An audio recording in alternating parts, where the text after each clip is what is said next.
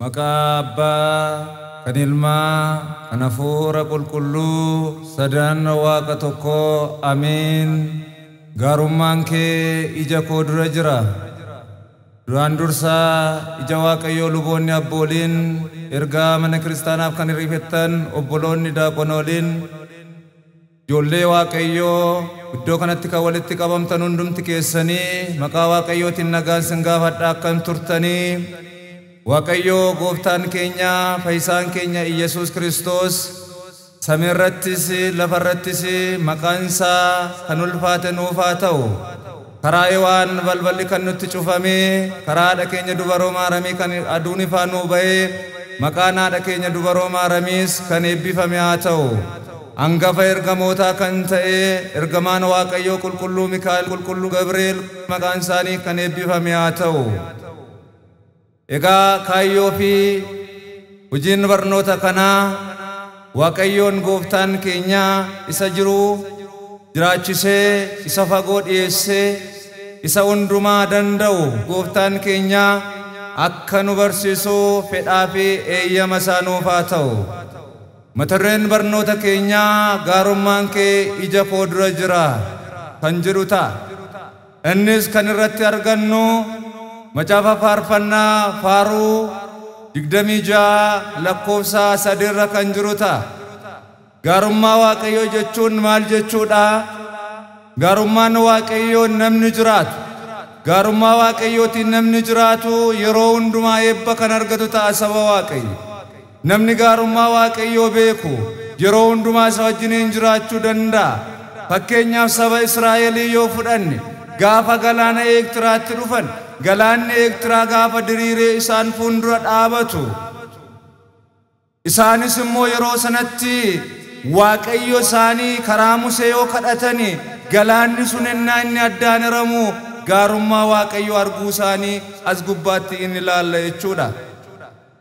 Kanaaf saboota Waaqayyo hundumti keenya iyyuu mana Waaqayyo keessa jiraachuun keenya gaarummaa ta'uusaa akka hubannu sinii hubachiisuu barbaada. Kana gubbaa irratti Daawit akkas jedhe, yaa Waaqayyo gaarummaan kee ija koo dura jira, si amanachuudhaanis nan deddeebi'e. Si amanachuudhaan isa yoo amanan, isa wajjin yoo jiraan Waaqayyoon waan barbaachisaa ta'e nuu kennuu danda'a. Inni eeyyama isaa ta'e gaarummaan isaa yeroo hundumaa nu jidduu yoo jiraate, nunis immoo isaan jiraachuu dandeenya saba Waaqayyo. Siif amanamee jedhe Daawit. Eenyu keenya baay'een keenya Waaqayyoof kan amanamne? Eenyudha baay'een keenya isa wajjiniin kan jiraanne?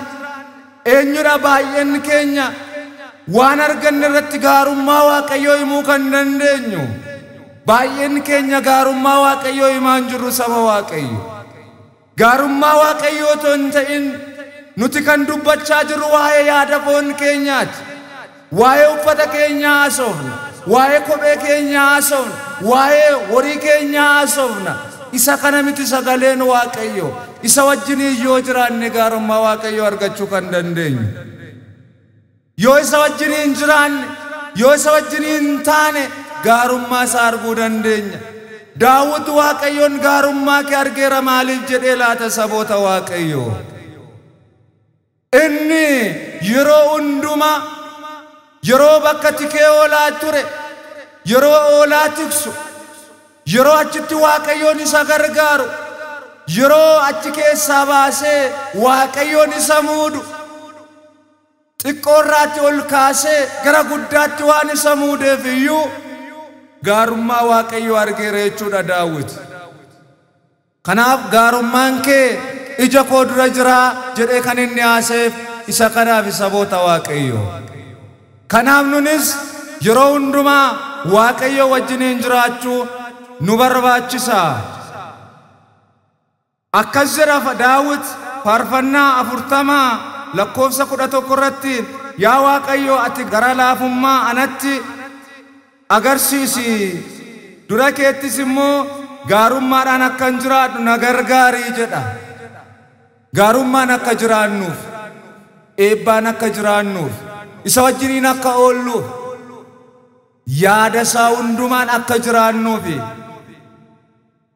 baay'een keenya gaarummaa Waaqayyoo ilaaluudhaaf yoo Saamu'eelin fudhan gaafa Saamu'eel jedhee Waaqayyoon waamu yaa gooftaa ani garbichi kee asan jira dubbadhu gaafa inni jedhu Saamu'eel gaarummaa Waaqayyoo waan argeef gaarummaa Waaqayyoo fuula isaa fuuldura waan tureef jaalalli Waaqayyoos fuula isaa dura waan jiruuf eebbi Waaqayyoos fuula isaa dura waan jiruuf kanaaf Saamu'eel maal jedhe yaa gooftaa dubbadhu yaa gooftaa ana wajjiniin dubbadhu gaafa inni jedhuun innis ka'iitii gara Isseey deemi ijoollee Isseey keessaa tokko isaanii naamuudii jedheen yeroo kana yaa gooftaa anaani akkamittiin dhaquu danda'a achi kan jiru Saa'ol baay'ee humni isaa guddaadha jedheen yeroo humni isaa guddaadha inni jedhuun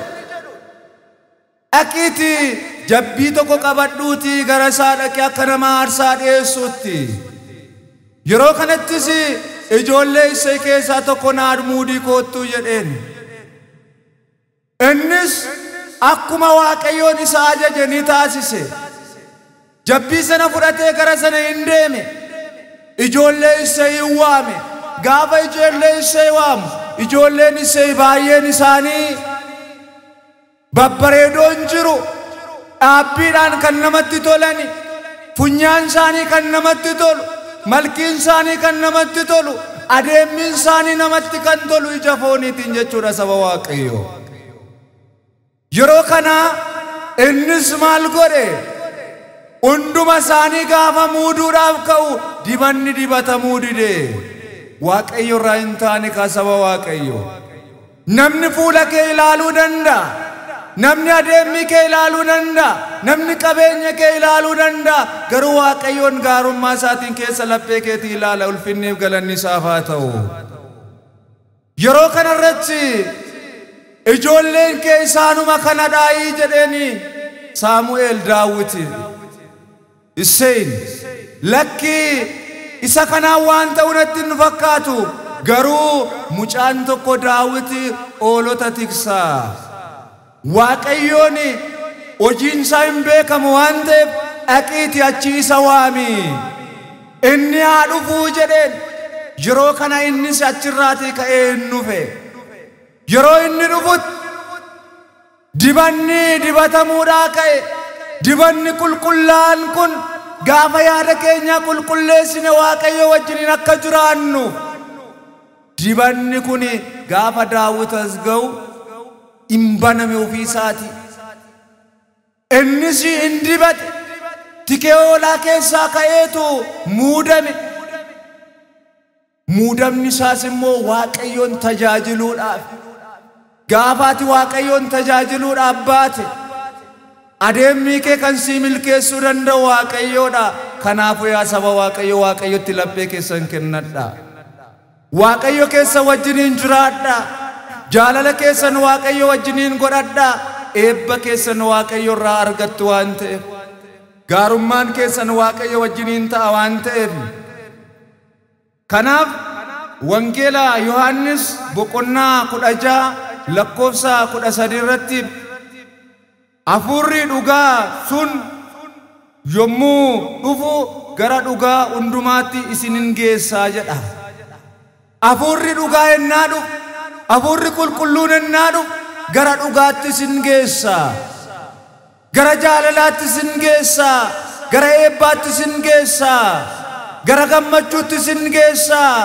gara jaalalaatti isin geessaa isin jedha sagaleen Waaqayyo kanaafidha Daawit gaarummaan kee ija koo dura jira kan jedheef namoonni baay'een gaarummaa Waaqayyoo dhiisanii namoonni baay'een jaalala fooniitiin kan hidhaman baay'een isaanii jiru baay'een isaanii arjummaa Waaqayyoo dhiisanii arjummaa biyya lafaatiin kan jiraatan baay'een isaanii jiru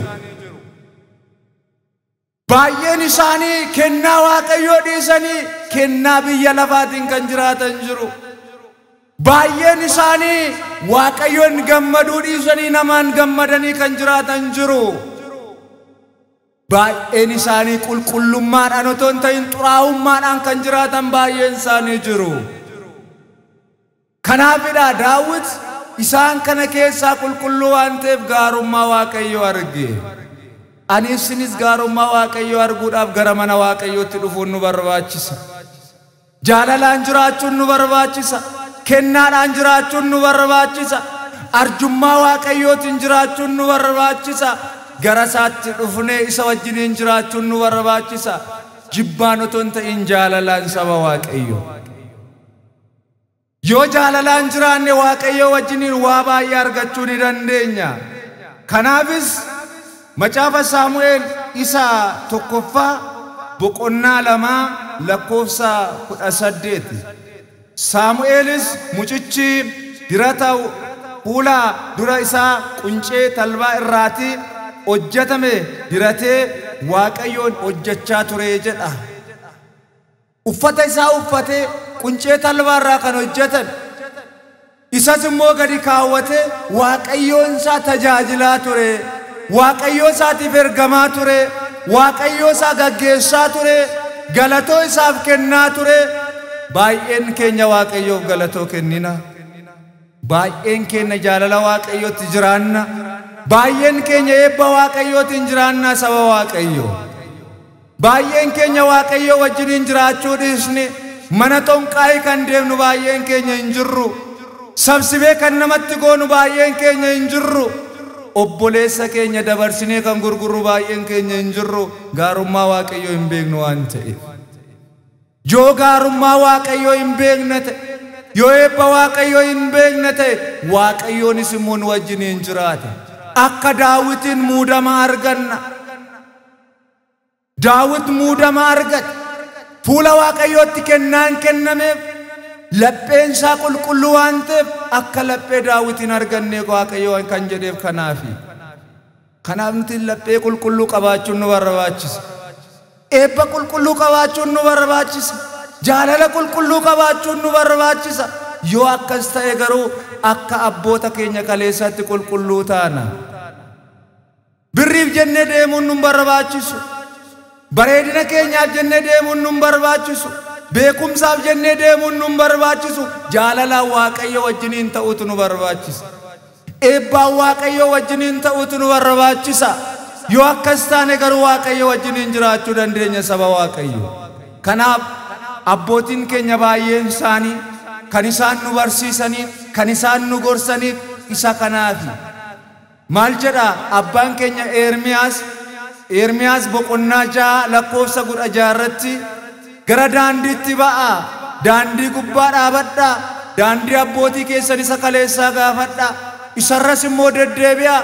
Yoo isarra deddeebitan boqonnaa lubbuu keessaniitti argattu jedha. Boqonnaa foonii hin jenne saba Waaqayyo. Boqonnaa lubbuu jedhe. Boqonnaa jireenyaa jedhe. Boqonnaa bara baraa jedhe. Har'aaf immoo hin jiraattatoo jedhe. Boqonnaa foonii nuun jedha ture. Boqonnaa lubbuu itti argattu. Daandii abboota keessanii kana gaafadhaa. Isarra deddeebi'aa. Yoo isarra deddeebitan garuu boqonnaa bara baraa argattu. Boqonnaa bara baraa kan nama boqochiisuu danda'u Waaqayyoodha. Gara isaa dhufuun nu barbaachisa. Boqonnaa bara baraa argachuudhaaf gara Waaqayyootti dhiyaachuun nu barbaachisa. Qalbii jijjiirrachuun nu barbaachisa. Yaada tokkoon deemuun nu barbaachisa. Daandii abboota keenya kan akka Tagliyyee fa'aa qabannee deemuun nu barbaachisa. Daandii abboota keenya kan akka Abu'ee fa'aa qabannee deemuun nu barbaachisa. Daandii abboota keenya kan akka Zaraaburuuk fa'aa qabannee deemuun nu barbaachisa. Kan akka qulqulleettii wareegamtuu kan taate yaada foonii otoo hin ta'in yaada hafuuraatiin kan jiraattu, miidhagina biyya lafaa dhiistee miidhagina samiirraa kan qabdu akka qulqulleettii aarseemaa ta'uun nu barbaachisa. Maatii ishii dhiistee qulqullummaan Waaqayyo wajjiniin kan deemte akka Kiristoos saamiraa fa'aa ta'uun nu barbaachisa. Eebba arganna waan ta'eef isaan kun hundinuu gaarummaa Waaqayyo arganii isa wajjiniin deeman. Waaqayyo wajjiniin jiraatan. Isa wajjiniin warreen jiraannu hundumti keenya iyyuu Waaqayyoon wajjiniin ta'a jechuudha. Hunda keenya wajjiniin Waaqayyoon haa ta'u. Kanaaf saboota waaqayyoo hundumti keenya gaarummaa waaqayyoo barbaaduun nu barbaachisa. Gaarummaa waaqayyoon jiraachuun nu barbaachisa. Yoo akkas taane malee boqonnaan argannu. Tagliyyee yoo fudhan inni abbaa amantaa dhugaa kan ta'e miila isaa tokkittiidhaan dhaabatee waa'ee arjummaa waaqayyoon kadhate, waa'ee dhiifamaa waaqayyoon kadhate, waa'ee jaalalaa waaqayyoon kadhate, waa'ee eebbaa waaqayyoon kadhate, waa'ee dhiifamni biyya keenyaaf akka kennamu gaafate. Nuni waa'ee biyya keenyaaf dhiifama kadhannaa, waa'ee tokkummaa kadhannaa, waa'ee jaalalaa kadhannaa, waa'ee nageenyaa kadhannaa. Mee ufitti deebinee ufaa ilaallu, gaarummaa waaqayyoo keessatti ufaa ilaallu, waa'ee nageenyaa haafinnu, waa'ee jaalalaa haafinnu, waa'ee tokkummaa haafinnu saba waaqayyoo. Yoo akkas taane akkuma kitaabni qulqulluun jedhu waaqnis tokko, amantiinis tokko, cuuphaanis tokko jedhee abbaan keenya Phaawulos gara warra Efesoonitti barreesse. Boqonnaa 4 lakkoofsa 4 hanga 5tti akkuma inni dubbate tokko taanee waaqayyoon haa kadhannu. Yoo tokko taanee waaqayyoon kadhanne ni jiraanne isa wajjiniin. Isa wajjiniin deemuu dandeenya. Jaalalaan isa wajjiniin galla. Yoo akkas ta'e garuu mootummaa waaqayyoo dhaalla. Mootummaa waaqayyoo akka dhaallu fedhaa fi eeyyama isaa nuuf haa ta'u.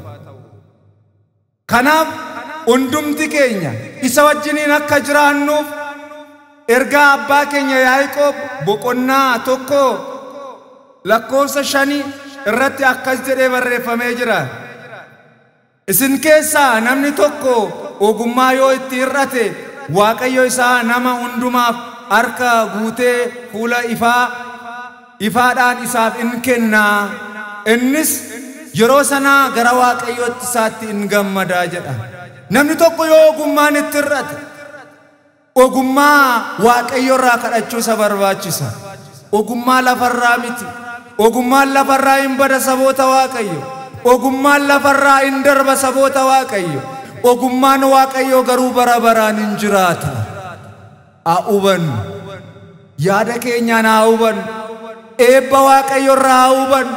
Jaalala waaqayyoorraa haa hubannu. Kennaa waaqayyoorraa haa hubannu. Badhaadhummaa waaqayyoorraa haa hubannu.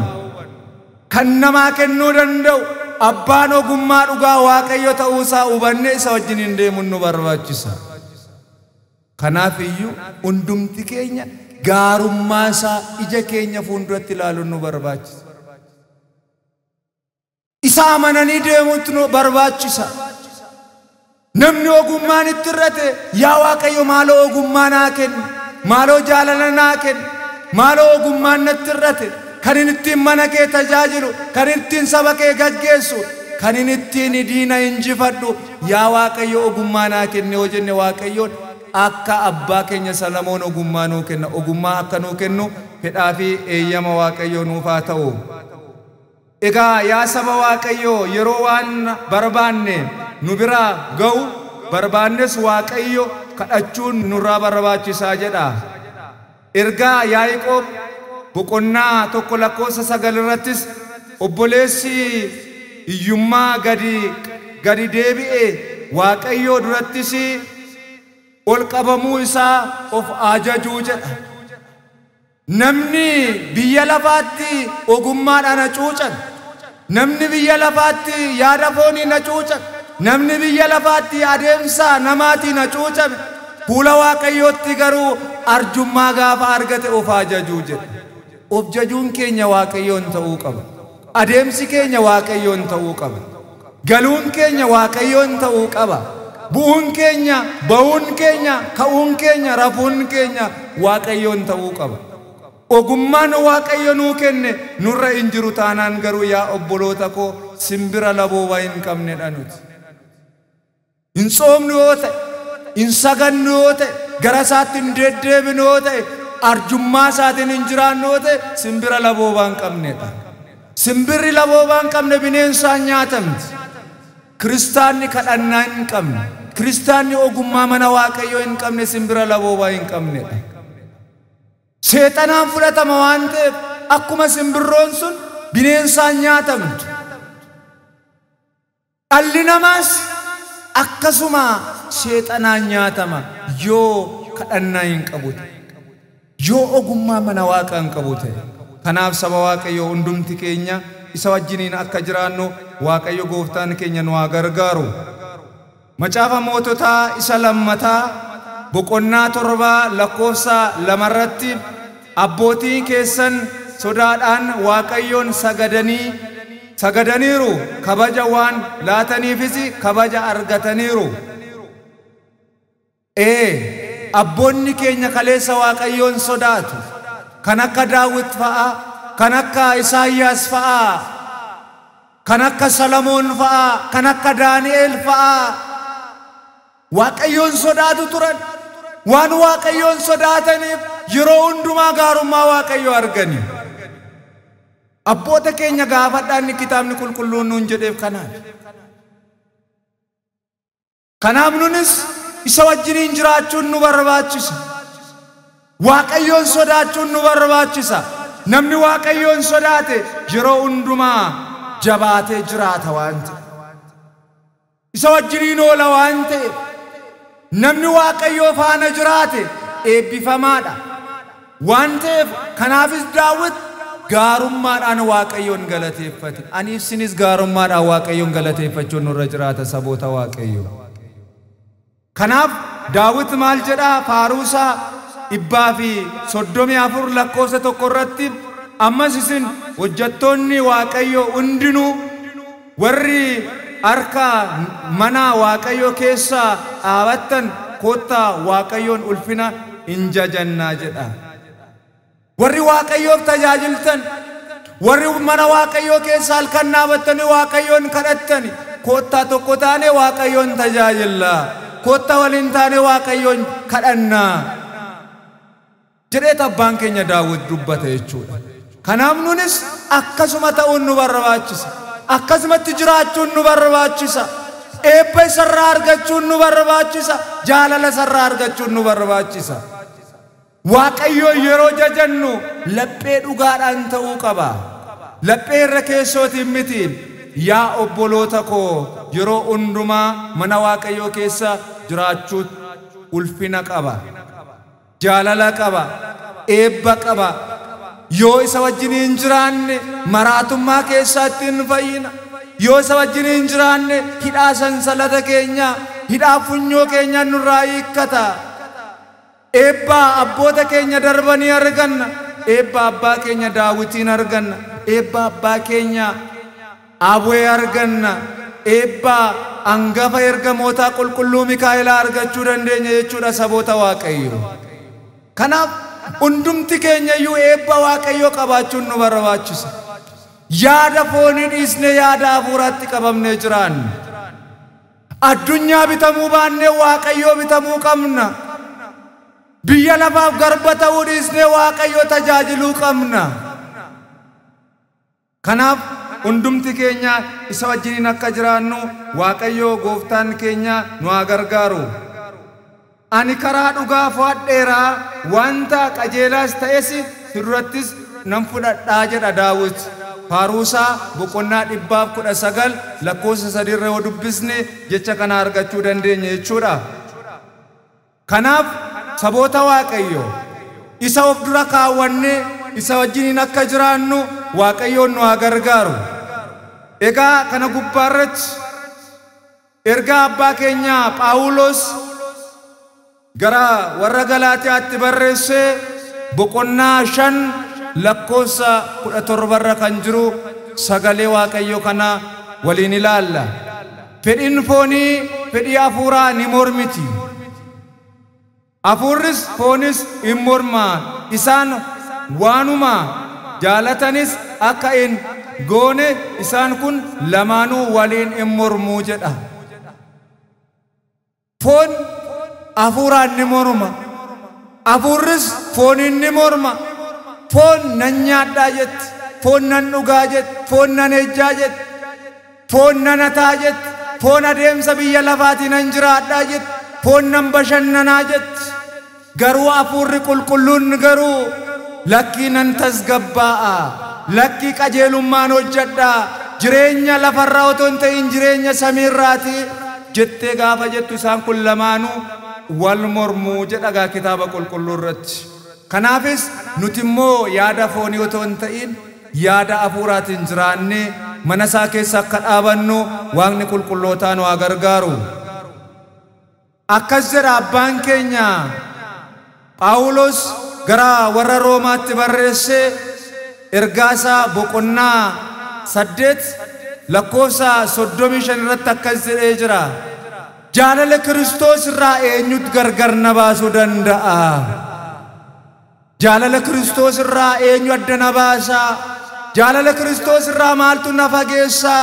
Jaalala Kiristoos irraa maaltu na dhorkuu danda'a? Bonamoo gannadha, beelamoo quufadha, argachuumoo dhabuudha yookaan qullaa ta'uudha, omtuu jaalala Kiristoos irraa adda nan baasu jedhe Phaawulos. Anaansini maafi addunyaan jaalala nu bittee Waaqayyo irraa adda nu baaste? Anaansini jaalala Kiristoos irraa maa nu fageessiti? Eebbarraati maa nu fageessiti? Jaalala irraa maa nu fageessiti? Addunyaan maa nu bituu dandeessi? Abboota keessan kaleessa wajjin deemuun nu barbaachisa. Abboota isaan darban kana duuba deemuun nu barbaachisa.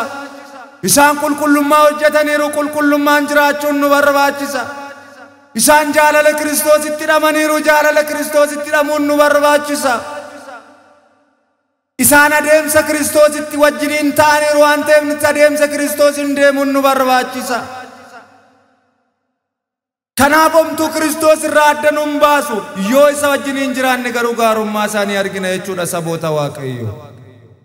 Kanaaf warri akka fedha fooniitti jiraatanii yaada isaanii fedha fooniitti irratti dhaabaniiru. Warri akka fedha hafuuraatti jiraatan garuu waa'ee hafuuraa inni yaaduu jedha. Namni tokko gaafa waa'ee addunyaan jiraatu har'a kun maal ta'e?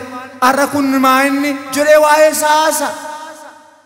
Inni garuu Waaqayyo wajjiniin jiraatu waa'ee Waaqayyoo yaada, waa'ee lubbuu isaatii yaada, waa'ee jaalalaa yaada, waa'ee nageenyaa yaada. Kanaaf nunis waa'ee jaalala, waa'ee nageenyaa, waa'ee eebbaa, waa'ee kennaa Waaqayyoo yaaduutu nu barbaachisa. Yoo akkas ta'e garuu Waaqayyo wajjiniin jiraannaa nuun jedha abbaan keenya Phaawulos ergaasaa warra Roomaatti barreesse boqonnaa 8 lakkoofsa 5 hanga 8tti yoo dubbisne jecha kana argachuu ni dandeenya jechuudha.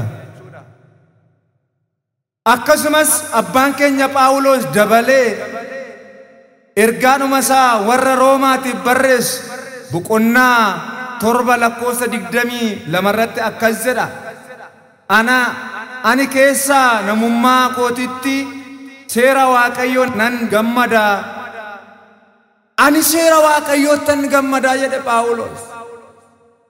Seera Waaqayyoot, kennaa Waaqayyoot, badhaadhummaa Waaqayyoot, Waaqayyo wajjiniin jiraachuuttan gammada. Ilaala. Nuni garuu gaafa birriin borsaa keenya keessa baay'een jiraatu, gaafa gootaraa keenya keessa midhaan baay'een jiraatu, isa kanatti gammanna. Isaan kun hundinuu ni darbu kan fooniiti. Isaan kun hundinuu hin badu kan fooniiti. Kan garuu nu jiraachisuu danda'u ani Waaqayyo wajjiniin yeroon jiraadhu nan gammada akkuma inni jedhe nunis isa wajjiniin jiraachuun nu barbaachisa. Phaawulos seenaan isaa kaleessa kanan turre, seenaan isaa kaleessa waan biraa ture, seenaan isaa kaleessa adeemsa biyya lafaa ture. Gaafa Waaqayyoon laphee isaa banu, gaafa gaarummaan Waaqayyo isa fuuldura jiru, gaafa gaarummaa Waaqayyo argu gara isaatti deebi'e. Gaafa deebi'u ani Waaqayyotti nan gammada. Ani Waaqayyo waa'een isaa natti tola, waa'een adeemsa isaatii gaarummaa qaba. Isa wajjiniin jiraachuut na barbaachisaa jedhe. Kanaaf nunis isa wajjiniin akka jiraannu Waaqayyo gooftaan keenya nu haa gargaaru. Kanaafuu yeroo hundumaa hojii Waaqayyoo gammachiisuu yoo hojjenne in eebbifamna. Amma yoo akka meelkol taane garuu in abaaramna. Gaafa Daawit Waaqayyoon faarfatu, gaafa Daawit taabota Tsiyooniin fuuldura dhaabate gaafa taabota kakuu waaqayyoo fuuldura dhaabate inni faarfatu gaafa uffanni isaa irraa bu'ee inni qullaasaa ta'u Meelkool garuu teessoo gubbaa teesse Daawititti kolfitee ture. Yeroo isatti kolfitu Daawit ni eebbifame, Meelkool garuu hin abaaramte. Abaaramuu jalaa Waaqayyoon nu haa oolchu. Baay'een keenya hafuuraaf otoo hin ta'in abaaramuudhaaf, baay'een keenya kennaaf otoo hin ta'in ilaalchaaf kan deemnu baay'een keenya jirra. Inni kun garuu nun barbaachisu saboota Waaqayyoo. Inni kun mana isaa keessa nun jiraachisu saboota Waaqayyoo. Inni kun eebba Waaqayyoo nun barbaachisu saboota Waaqayyoo. Inni nu barbaachisa wajjinii yoo jiraan, yoo tsoomne, yoo saganne, 10 keessaa tokko yoo kennine, yeroo hundumaa fooniif dhiiga Waaqayyoo yoo fudhanne, yoo akkas taane garuu Waaqayyo wajjiniin jiraachuun nu barbaachisa. Kanaaf yaa saboota Waaqayyoo gaarummaa isaatiin akka jiraannuuf, yeroo hundumaa mana isaa keessa akka dhaabannuuf, yeroo hundumaa eebbaan isa wajjiniin akka jiraannuuf Waaqayyoon kadhachuun nu barbaachisa akka Daawititti. Waaqayyoon kadhachuun nu barbaachisa akka Anaaniyaa, Azaariyaa, Misaa'eel, akka Iyyaluuxaaf Qirqoositti, akka qulqulloota kaleessaatti. Yoo akkas taane akka Baariyaanitti yoo Waaqayyoon kadhanne Waaqayyoon nu wajjiniin ta'uu danda'a. Gaarummaa isaa nutti agarsiisuu danda'a. Gaafa Baariyaan xalayaa du'aa baatee deemaa ture, Waaqayyo ergamaa isaa ergee fi gaarummaa isaa isatti agarsiise. Xalayaa du'aa sana gara jireenyaatti jijjiire. Baay'een keenya xalayaa du'aa baannee deemna. Xalayaa du'aa kana gara Waaqayyootti haa geessinu. Xalayaa du'aa keenya kana gara Waaqayyootti geessinee xalayaa du'aa kana gara jireenyaatti akka inni nu jijjiiru haa taasisnu. Xalayaa du'aa keenya kana gara gammachuutti akka nu geeddaramu, akka nu gargaaru, akka Waaqayyoon kennaa isaatiin nu wajjiniin ta'u, akka Waaqayyoon arjummaa isaatiin nu wajjiniin ta'u Waaqayyoon haa gaafannu saboota Waaqayyo. Akka qulqulloota kaleessa gaafa Anaaniyaa, Azaariyaa, Misaa'eel biyya Baabiloonitti godaanan, biyya Baabiloonitti deeman, biyya sana keessatti gaafa mootii Naabukadnezar fakkii isaa dhaabee isa kanatti sagadaa jedhe, akkuma raajii Daani'el boqonnaa 3 lakkoofsa 19 irratti yoo dubbisne Waaqayyoon gaarummaa isaatiin nu oolcha. Kanaaf iyyuu Waaqa kee kanatti hin sagannu. Baay'een keenya maa qaallichaaf saganna, baay'een keenya waan hin taaneen maa saganna, baay'een keenya aateetee maa manatti baanna, baay'een keenya gaarummaa Waaqayyoo ilaallee Waaqayyoof sagaduun nu barbaachisa. Baay'een keenya arjummaa Waaqayyootiin jiraachuun nu barbaachisa. Kennaan isaa Waaqayyoon kennaa isaatiin akka isa wajjiniin jiraannu Waaqayyoon nu haa gargaaru. Kanaaf iyyuu yaa saboota Waaqayyoo yeroo hundumaa akka qulqulloota kaleessaa ta'uun nu barbaachisa. Akka Daawit ta'uun nu barbaachisa. Akka Salomoon ta'uun nu barbaachisa. Kanaaf nunis hojii gaarii hojjennee akka jiraannuuf yeroo hundumaa Waaqayyoon akka nu gargaaru fedhaaf eeyyama isaa nuuf haa ta'u. Jaartiin maal goote jedhani? Qullubbii bituudhaaf gabaa baati. Gaafa qullubbii bituudhaaf gabaa baatu birrii 2 fuutee gabaa baate. Birrii 2 qullubbii bitachuudhaaf. Ennaa gabaa keessa geessu qullubbii dhiistee wanta biraa bitti. Gatiin qullubbii harkatti dhume. Amma isa qullubbii ishii qullubbii nagaddu bira deemte. Haadha qullubbii meeqaa jetteen? Qullubbiin amma naa hin maayyee jetteetti dubbatte. Gaafa kana aayyoon qullubbii fuutee shaantaa ishii keessa godhatte. Yeroo isheen soogiddaa gurgurtee akkana deebitu qullubbiin hin jiru. Aayyoo fuutanii ittuu fidaa jettee ni gaafatte. Waa'uu hin fuunee jettee kakatte. Gaafa nuti gaafa isheen waan kana hojjettu Waaqayyoon hin argamoo hin argu saboota Waaqayyo. Gaafa isheen attu Waaqayyoon hin argamoo hin argu. Gaafa isheen fuutee shaantaa ishee keessa korojoo ishee keessa gaafa isheen godhattu Waaqayyoon hin argamoo hin argu. Yeroo kana egaa ani raagaan qabu, ani nama na raggaasisu hin qabu, harki qullubbii fuudhee hin urgaa waan ta'eef harka keessan as qabaa jetteen. Jaartiin harka bitaatiin fuute harka mirgaa fuuteetti qabde. Gaafa isheen afuunfattu irra hin jiru. Harka keessan isa sanas natti qabaa jennaan lakkii lama nan suufan jette jaartiin jedhama. Maal siniin jechuu barbaadeetan? Waaqayyoo bitamtee biyya lafaaf hin bitamin. Waaqayyoon tajaajiluudhaa baatee seexana hin tajaajilin. Waaqayyo wajjiniin baatee biyya lafaatti hin deebi'in. Waaqayyo wajjiniin jiraadhu akka Daawititti gaarummaa isaa argite. Gaafa dubartiin kun qullubbii kanaatti Waaqayyoon hin argu. Ergamaa isaatiin harka isheerraa kutuu hin danda'u. Yeroon isaa yeroo dhiifamaati waan ta'eef dhiifamaan qalbii jijjiirrattee dhaaltuu mootummaa Waaqayyootiif hin deebiti waan jedheef ergamaa isaa erguu dhiise Waaqayyo jechuudha. Garuu gaafa nuti dhiphanne Waaqayyoon ergamaa isaa nu erge rakkina keenya keessaa nu oolchuu danda'a. Ulfina isaatiin nu wajjiniin ta'ee jaalala isaatiin nu wajjiniin ta'ee gaarummaa isaa nutti mul'isee akka nu wajjiniin ta'u fedhaa fi eeyyama Waaqayyo nuuf haa ta'u. Inni amma yeroo kanarratti inni amma sa'aatii kanarratti nu gaggeessu. Fuundura keenyattis akka inni nu gaggeessu. Fuula keenya duraa kiyyoo jiru hundumaa kutee akka inni nu ceesisuuf yeroo hundumaa mudhii keenya hidhannee isa wajjiniin ta'uun nu barbaachisa akka Daawititti. Yoo akka Daawititti isa wajjiniin jiraanne lapheen keenya qulqulluu ta'e akka Daawititti eebba arganna. Eebba keenyas Waaqayyo irraa arganna. Kennaa keenyas Waaqayyo irraa arganna. Jaalala Waaqayyo irraa arganna. Kanaaf yaa saba Waaqayyo yeroo hundumaa gaarummaa Waaqayyoo ilaaluuf gara mana Waaqayyoo haa dhufnu. Kudhan keessaa tokko Waaqayyoof haa kenninu. Isatu nuu kenne, isatu fudhachuu danda'a. Isatu nu jiraachisa, isatu nu ajjeesuu danda'a. Isatu iddoo kanaan nu ga'e, isatu nu fudhatee deemuu danda'a. Wanti hundinuu maleessa hojii harka isaa qofadha yaa saba Waaqayyo. Akkuma gaafa addunyaa keessa bitinjiraa oollu gara mana isaatti yoo dhufne nagaa arganna.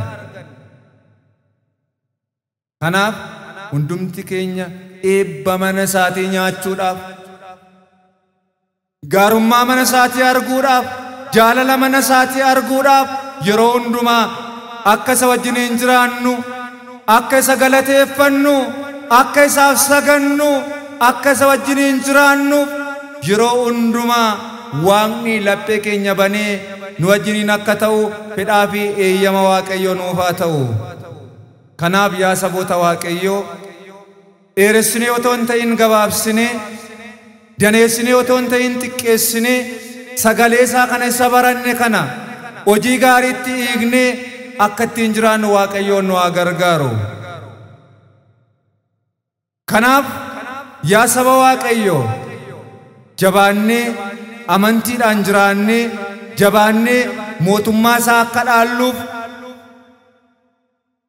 qalbii keenya jijjiiruun nu barbaachisa. Amiin dhiisuun nu barbaachisa. Obboleessa keenya jibbuu dhiisuun nu barbaachisa. Daandii biyya lafaa dhiisnee daandii mootummaa Waaqayyoo galuun nu barbaachisa. Isarra deemuutti nu barbaachisa. Yoo isarra deemne garuu dhaaltuu mootummaa Waaqayyoo arganna. Inni amma yoonaatti nu barsiise. Inni amma yoonaatti nu gorse. Dhaaltuu mootummaa isaa akka nu taasisu fedhaa fi eeyyama isaa nuuf haa ta'u. Nu kakaasee kan nu jalqabsiise. Nu jalqabsiisee kan nu xumursiise. Waaqa qulqullootaa, Waaqa samiif lafaa, Gooftaa keenya Iyesuus Kiristoosiifis galanni haa ta'u. Haadha isaa Dubree Maaramiifis galanni haa ta'u. Fannoo Gooftaa keenya Iyesuus Kiristoosiifis galanni haa ta'u. Ulfinnis galannis kan Waaqayyooti.